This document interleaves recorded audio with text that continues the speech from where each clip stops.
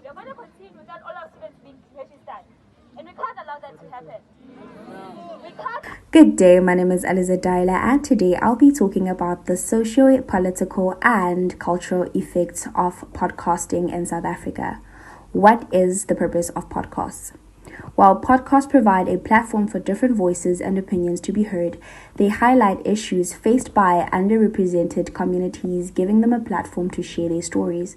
Podcasts make it convenient for audience to engage with content that reflects their interest and concerns. Podcast and Chill with Meg G is a well-known podcast that covers current events, pop culture, and social issues in a relatable manner. This podcast is hosted by MacGyver Mugwebo, Sol Penduga, and Ghost Lady. Podcast and Chill with MacGyver has become a cultural phenomenon, engaging listeners in conversations about politics, entertainment, and societal challenges. The SMWX podcast focuses on youth culture, entrepreneurship, and social issues affecting South Africans. By featuring young entrepreneurs and activists, it inspires listeners to take action in their communities. The podcast serves as a platform for sharing innovative ideas and solutions to local problems, fostering a sense of agency amongst the youth. This aligns with the broader role of media in promoting citizen participation and democracy by providing alternative spaces for engagement beyond traditional media. Now, True Crime South Africa, created and hosted by writer Nico Engelbrecht, is a podcast and blog which covers South African true crime cases. The podcast's blog and YouTube channels are used to bring awareness to cases and to bring humanity back to the victims of those crimes. Now, we will be seeing a picture of the big debate, and this picture shows how people are willing to address underlying issues of South Africa. Here, they were discussing whether we as South Africans have dealt with racism, and if I could pitch in my opinion, I would say no, we have not, because people still experience racism indirectly.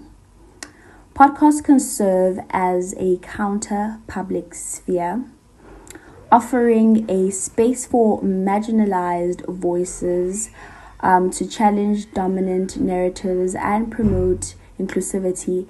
The application encourages dialogue and raises awareness about social justice issues, contributing to a more informed public by providing a platform for those discussions. Podcasts help to foster a more engaged and active citizenry. Sponsorships reinforce the attractiveness of the brand and the empathy of the customers, and allows it to differentiate itself from the competition. Let's take a look at two different workspaces: a studio in a township shack compared to a studio in Sandton. In townships, the podcasting setup might be more informal, with a focus on sharing ideas and stories rather than producing a polished professional product. Its focus will be on community issues, local issues, and justice, reflecting the experiences and concerns of the surrounding community. A studio setup in Sandton, however, focuses on more commercial topics such as business, finance, or entertainment.